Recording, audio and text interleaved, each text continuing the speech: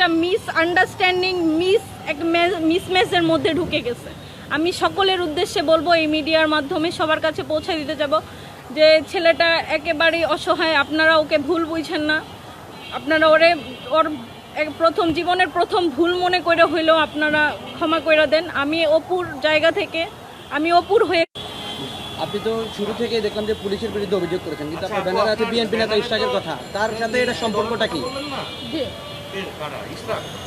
না, আমি আমার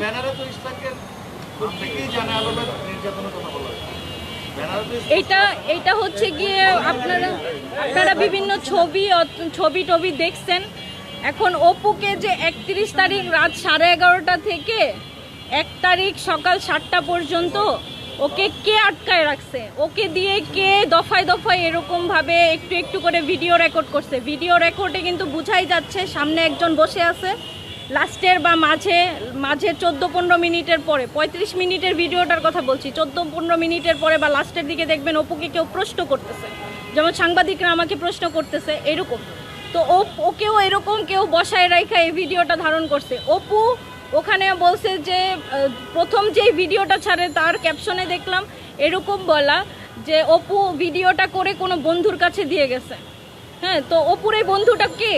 অপুর এই ভিডিওটা সর্বপ্রথম কার পেজ থেকে আপলোড করা হয়েছে এটা আপনারা বের করেন। অপু কোনো বন্ধুর কাছে কোনো ভিডিও বানায় দিয়ে যায় নাই। অপু এই ঘটনা ফ্লাশ হওয়ার পরে নিজেই বলছিল যে আমি গ্রেফতার হই নাই এবং আমাকে একটু সময় দেন, আমি মানসিক চাপের মধ্যে আছি, আমি আপনাদের কাছে বিস্তারিত সব বলবো। কিন্তু সেই ছেলেটা এটা বলার সুযোগ পায় নাই। ও 26 তারিখে যখন 5 জনকে একসাথে অ্যারেস্ট করছে, অপু কিন্তু সেই ঘটনাস্থলে ছিল না। অপুর যদি টাকার লোভ থাকতো বা চাঁদাবাজি করার ইচ্ছা থাকতো, সেদিন 40 লাখ টাকা আনার জন্য ওই 5 জনের মধ্যে অপুকে পাওয়া যেত। এখন আপনারা বলতে পারেন যে অপুর হচ্ছে সিসিটিভি ক্যামেরা ভাইরাল হয়েছে, যে অপু হাইটা চইলা যেতেছে, পলায়ন করতেছে, ওইটা অপু ছিল না। অপু ওই দিন ওই ঘটনাস্থলে তো দূরের কথা, ঢাকার মধ্যে ছিল না, অপু ছিল কিশোরগঞ্জ, মিঠামাইন চলে গেছিল। ও বুঝতে পারছিল যে ওকে এগুলার মধ্যে ফাঁসানো হবে। বিএনপি নেতা ইশরাকের সঙ্গে কি সম্পর্ক সেটা তো আমি বলতে পারবো না, কিন্তু এখানে অপুকে ইউজ করে একটা দল নিজেদের স্বার্থ হাসিল করতে চাইছে কাউকে দাবানোর জন্য, এবং এটা তো সবার কাছে ক্লিয়ার। কোন দল সেটা তো আমি বলতে পারবো না, তাই না? হ্যাঁ, এখন এই প্যানাটা কে বানালো? আমি আপনাদেরকে বলতেছি যে 31 তারিখ রাত 11:30টার পর থেকে 7টা পর্যন্ত ওকে যে বন্দি করে রাখলো, ওইখানে ওর যে স্বীকারোক্তি নিল, এই স্বীকারোক্তিটা নিল কারা এবং গোপীবাগ কার বাসা? হত্যা মামলায় অপুর নাম দিবে।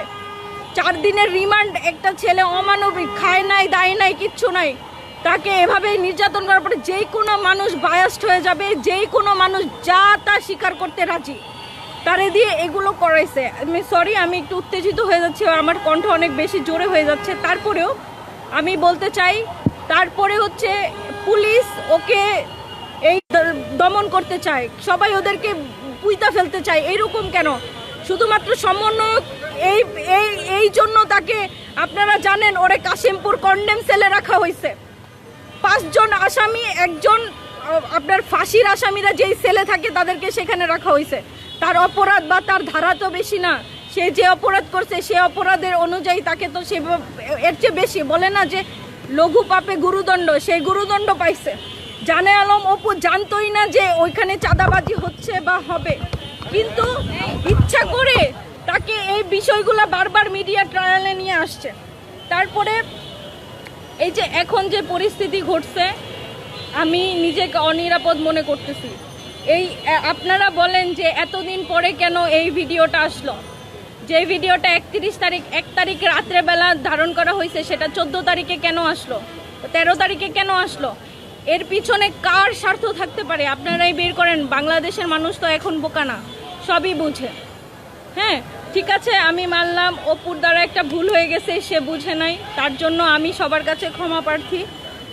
তো আমার আসলে এর বেশি কিছু বলার নাই, কারণ আমাকে অপু যা তথ্য দিছে আমি সেগুলোই আপনাদের সামনে বললাম। অপুর সাথে 8 তারিখে আমার দেখা হয়েছিল জেলখানায়, কাশিমপুর কারাগারে। তখন আমাকে অপু এই তথ্যগুলো দেয় যে আমাকে এরকম উঠায় নিয়ে যায় একটা বড়সড় ভিডিও বানানো হয়েছে, এটা যে কোনো সময় বের করতে পারে।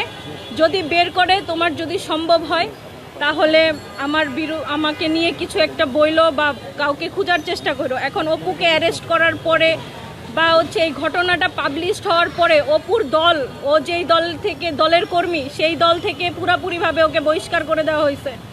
আমার সাথে কেউ যোগাযোগ করে নাই।